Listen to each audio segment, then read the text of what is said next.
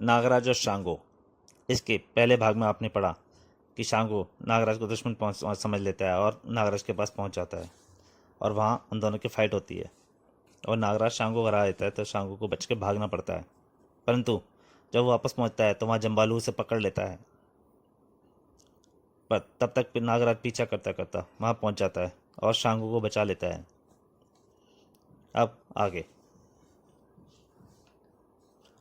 ये देखो, नागराज से निपटने के लिए इस तरह की फोर्स होगी।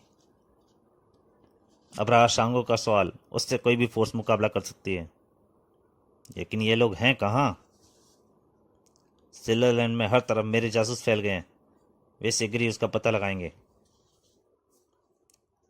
उधर नागराज ने अपनी योजना तैयार कर ली थी। यह सिल्वरलैंड का नक्शा है। कमांडो का राजभवन पर कब्जा है, कमांडर संबाटो का, और इसके चारों तरफ छावनी है। और चांगो का हेडक्वार्टर पश्चिम में एक समुद्री झील पर बना हुआ है, जल महल है। यह सूचना हमारे जासूसों ने दी है। हम में से एक दल राजभवन पर कब्जा करेगा और दूसरा जल महल पर, और यह सब एक ही रात में एक ही समय पर होना चाहिए। सुबह तक हम सिल्वरलैंड में एक नए शासन की घोषणा कर देंगे। क्या आप लोग मुझसे सहमत हैं? हाँ, हम सब सहमत हैं। एक दल का नेतृत्व शांगो करेगा और दूसरे का मैं चांगो पर हमला करूंगा। दोस्त शांगो, वह जगह राजभवन की अपेक्षा अधिक सुरक्षित और खतरनाक है, इसलिए चांगो मेरा शिकार होगा। मैं चांगो को अपने हाथों से मारना चाहता हूँ। मैं तुम्हारी भावना समझ सकता हूँ और वायदा करता हूँ कि चांगो जिंदा तुम्हारे हवाले करूंगा। राजकुमारी ताकाशी, तुम सांगो के दल में रहोगी। छावनी के स्थानीय सैनिकों को, हमारे कुछ आदमी हैं, जब इन्हें पता चलेगा राजकुमारी जिंदा है तो अधिकांश सैनिक तुम्हारा साथ देंगे। ठीक है, मैं सांगो का साथ दूंगी। शांगो, राजकुमारी ताकाशी का जीवन तुमसे ज्यादा कीमती है, मैं जानता हूँ। मैं चांगो के जलमहल में अकेला जाऊंगा, बाकी सब लोग छावनी की तरफ जाएं। चांगो के जासूस भी सक्रिय थे। हेलो बॉस, खबर मिली है नागराज और शांगो कणक बस्ती में रह रहे हैं। कणक बस्ती? कणक सरदार को पता है ये? जी हाँ, उसी ने शरण दी है। उनकी गतिविधि पर नजर रखो। और योजना की शाम। दोस्तों, अब हम एक दूसरे से तब मिलेंगे जब सिल्वरलैंड पर राजकुमारी ताकाशी की पताका लहरा रही होगी, और अगर हम अपने उद्देश्य में सहज न हो सके तो हम जिंदा रहने का कोई हक नहीं होगा।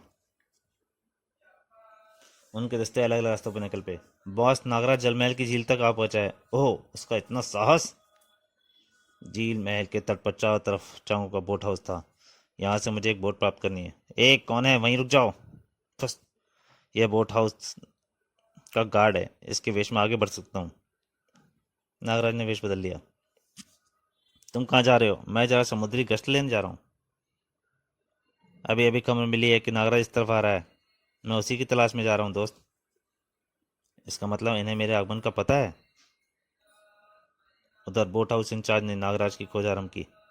बोट हाउस का चप्पा चप्पा छान मारो। ओ, ये गार्ड बेहोश पड़ा है और इसके कपड़े भी गए हैं।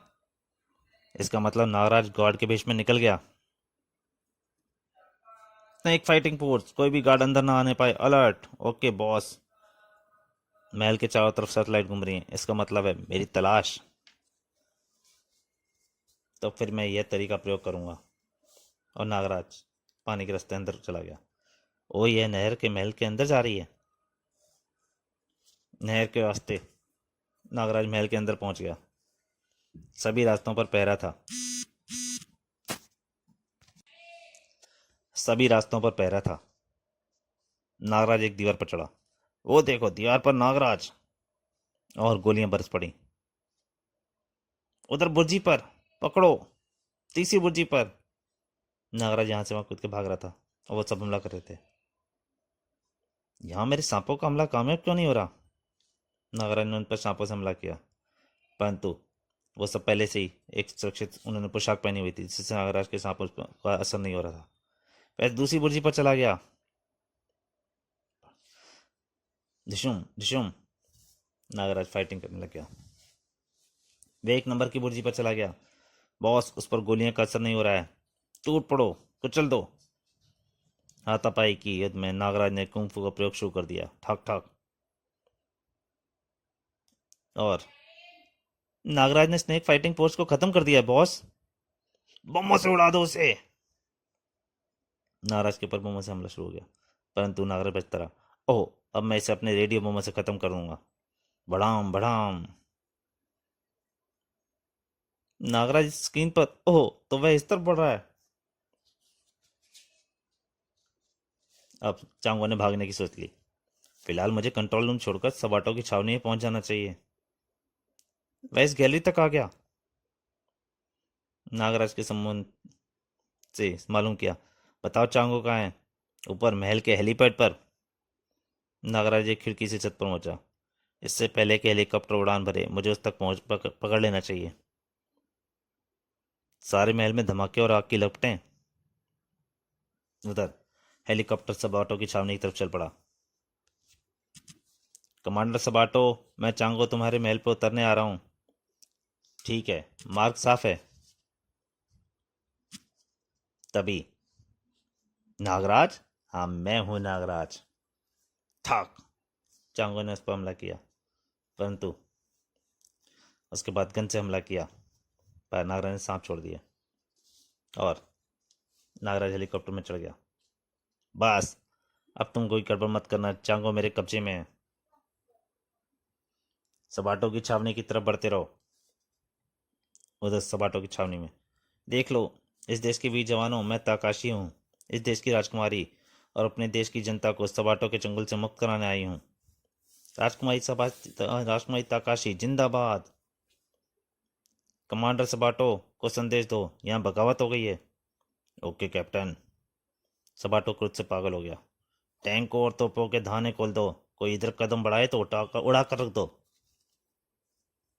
और जिस जगह बागी जमा है वहां हवाई हमले करो। और हवाई हमले शुरू हो गए। बूम। डरो नहीं, हवाई हमले से कुछ नहीं होगा। हमारे महल तक एक सुरंग जाती है, हम उसके द्वारा अंदर जाएंगे।